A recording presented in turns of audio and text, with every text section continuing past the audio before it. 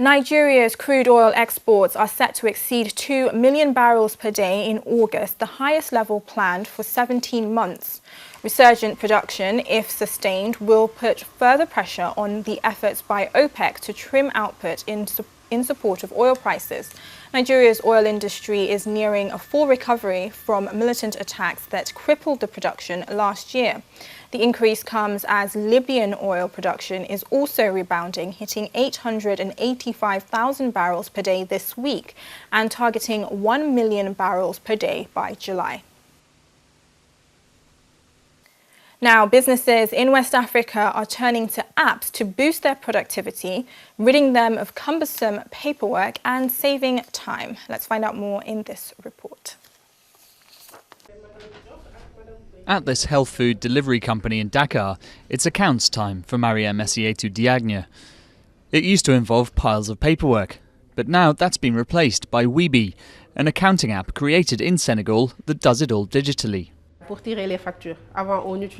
process the bills, we used to use a ledger. It took a lot of time. We used a lot of paper and everything, and it was expensive too. But since we started to use this tablet, our work has become easier.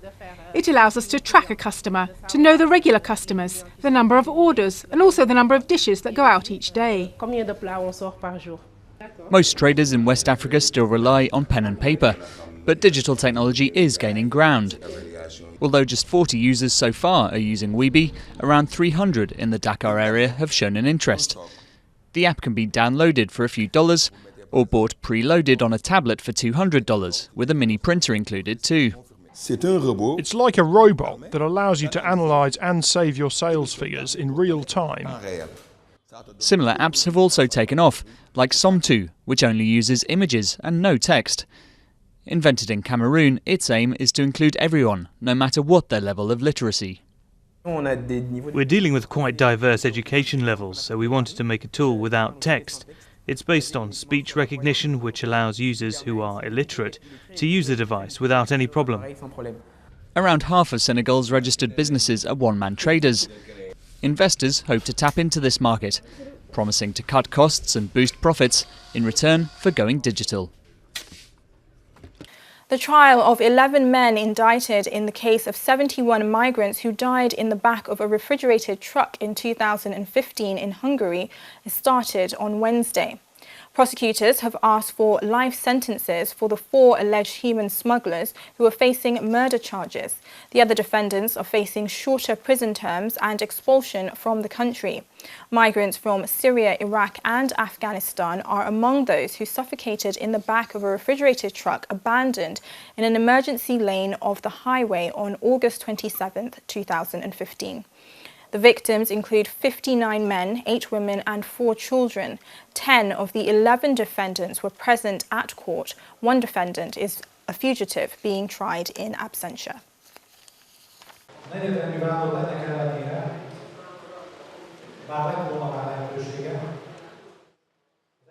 The fourth suspect, although he could have let the people out, encouraged by the first and second suspect, and also confirmed over the phone by the third suspect, did nothing to let out those inside and avoid the fatal consequences.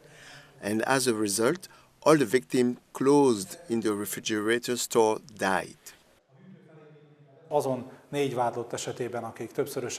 In the case of the 4 suspects who are accused of multiple murders, the prosecutor's office suggests life sentences.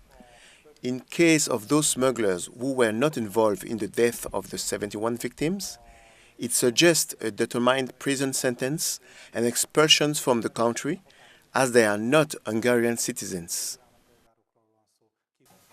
Thousands of mourners walked more than a mile after traffic overflowed in Northern Virginia, where people gathered at a mosque to pay respects to a 17-year-old Muslim girl who was fatally beaten over the weekend. Nabra Hassanen was killed early on Sunday morning as she walked with a group of friends returning from a pre-dawn meal to Ramadan prayers. Police have charged 22-year-old Darwin Martinez Torres of sterling with murder, which they say appeared to have been motivated by road rage. Many outside observers are skeptical of the police's conclusion, especially Muslims who say the case looks much like a hate crime. Police have reported that she was bludgeoned to death with a baseball bat by Torres. Kenyan Wildlife Service says that the elephant population in the country has increased by 14.7% in the last 3 years. The number of elephants in 2 national parks is gradually getting back to where it was before the poaching crisis, thanks to successful anti-poaching measures.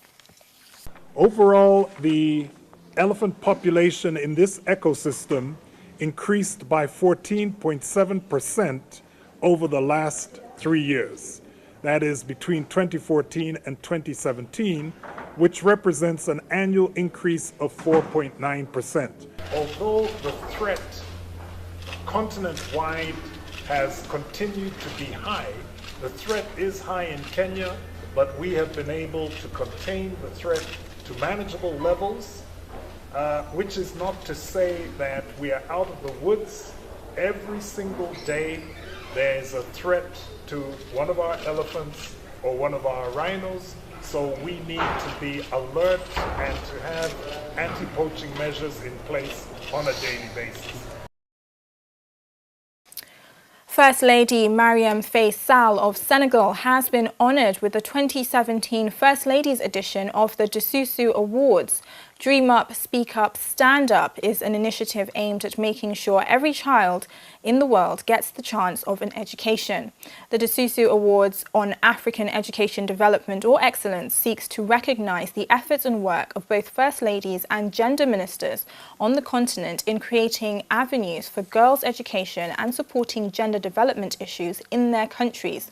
To date, 3 other First Ladies have received the annual award. From a social, developmental, political standpoint, I know that world leaders have the power to make policies that would affect the next generation of leaders across the globe. That is why I talk to these leaders about making policies that ensures that all children, but especially girls, get to go to school until at least the age of 18, so that when they get older, they have more opportunities in life. So far, I've met with 24 presidents and prime ministers. Some of those include the leaders of Jamaica, Cape Verde, Kenya, Croatia, Nigeria, Guyana, Tanzania, Malawi, Malta, Lesotho, South Sudan, Guinea, and many more after that. It gives me great pleasure to announce that the 2017 Dasusu Award for an African First Lady who is doing a lot of work in not just gender development, but also driving young female entrepreneurship, is being given to the First Lady of Senegal, Your Excellency, Mrs. Marième Faye Sall.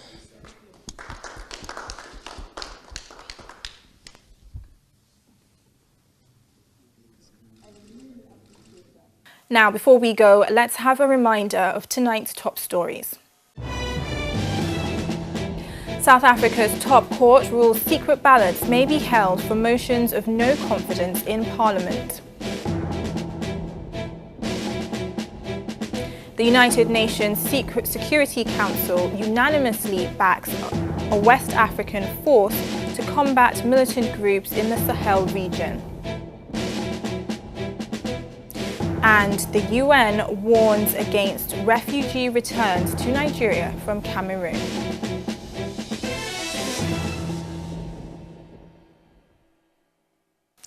Well, that's all from the Evening News team and myself for tonight. We'll be back at the same time tomorrow. See you then. Goodbye.